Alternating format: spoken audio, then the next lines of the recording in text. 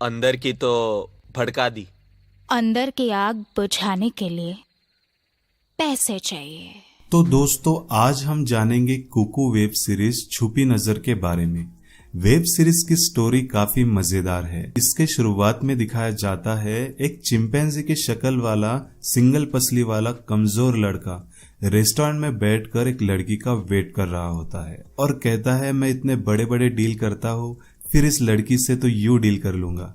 फिर वहां मिंडी नाम की एक लड़की आती है और खुद को बहुत हॉट और बोल्ड समझती है, पर उसका मुंह देखकर ऐसा बिल्कुल भी नहीं लगता। फिर इन दोनों की बिजनेस डील के बारे में बात होती है। मिंडी कहती है, मैं पहले आग लगाती हूँ और फिर उस आग को बुझाने के पैसे लेती हूँ। तो वर्मा कहता है कि मेरी आग बुझाने के कितने पैसे लेगी? मुझे 2 महीने के लिए तू चाहिए, बोल कितना पैसा लेगी? तो मिंडी कहती है 1 लाख रुपए एक दिन के, 5 स्टार होटल में रहना, लग्जरी कार्स में घूमना और आईफोन, ज्वेलरी, कैश अलग से चाहिए मुझे, और मुझसे कोई पर्सनल सवाल नहीं पूछना। इतना ऑफर करने के बाद भी ये चिंपैंजी शक्ल वाला वर्मा मान जाता है और उसे कहता है, ठीक है, मैं एक्सेप्ट करता हूँ तुम्हारा ऑफर, पर उससे पहले मुझे तुम्हारा सामान और सर्विस देखनी पड़ेगी। तो मिंडी कहती है, डेमो और ट्रेलर के 2 लाख रुपए एक्स्ट्रा लगेंगे। चिंपैंजी 2 सेकंड में अपना मोबाइल निकालकर उसे पेमेंट कर देता है और मिंडी को दिखाता है, हो गया पेमेंट। फिर ये लोग एक सस्ते ओयो होटल की रूम में जाकर गुड्डा गुड्डी वाला खेल करते हैं। वर्मा चिंपैंजी की तरह मिंडी की लेता है और हल्का होकर लेट जाता है। पर अब कहानी में ट्विस्ट आता है। मिंडी वॉशरूम में जाकर सलवार कमीज पहनकर चश्मा लगाकर जस्सी जैसी कोई नहीं वाला लुक बनाकर बाहर आती है।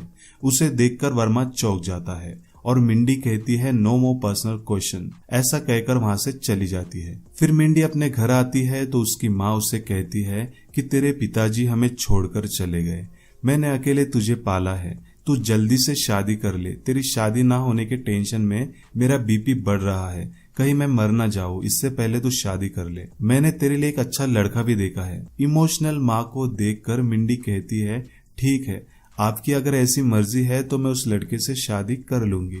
फिर मिंडी उस लड़के से मिलने जाती है। लड़का भी भोला चमन होता है। चमन लड़का मिंडी की तारीफ करता है और मिंडी को भी चमन पसंद आ जाता है और मिंडी शादी के लिए हाँ कर देती है और चमन खुश हो जाता है।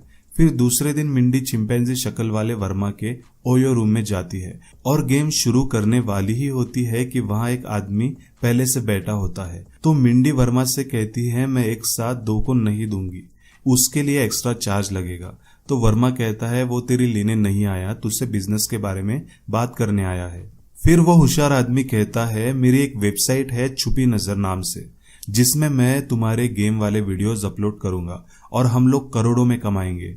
पर मिंडी गुस्सा हो जाती है और कहती है, मुझे नहीं करना ऐसा काम, मुझे जितने पैसे की जरूरत है उतने मिल रहे हैं मुझे, तुम निकलो यहाँ से और हमें हमारा गेम पूरा करने दो। फिर वो होशियार आदमी वहां से चला जाता है और वर्मा मिंडी के ऊपर चढ़ जाता है। मिंडी वर्मा से कहती है, आज तेरे गन्ने का ऐसा हाल करूंगी कि उसमें कोई रस नहीं बचेगा। फिर वो दोनों एक अलग ही योगासन वाली पोजीशन में एक दूसरे को पेलते हैं, पर होशियार आदमी एक हैकर की मदद से रूम में कैमरा लगा लेता है और हैकर से कहता है, इनका वीडियो अपनी वेबसाइट पर लाइव टेलीकास्ट कर दे। पर साला ये कौन सा हैकर है? इसका मुंह देखकर तो लग रहा है कि ये किसी पान बीड़ी के दुकान में 200 रुपए पर डे पर काम करता है। पर जो भी है, इंटेलिजेंट हैकर अपनी हैकिंग स्किल से मिंडी का वीडियो लाइव टेलीकास्ट कर देता है और होशियार आदमी खुश हो जाता है। फिर कुछ दिन बाद मिंडी की शादी हो जाती है और उसकी सुहागरात रहती है। मिंडी का पति चमन उससे कहता है, मैंने आज तक किसी लड़की की नहीं ली।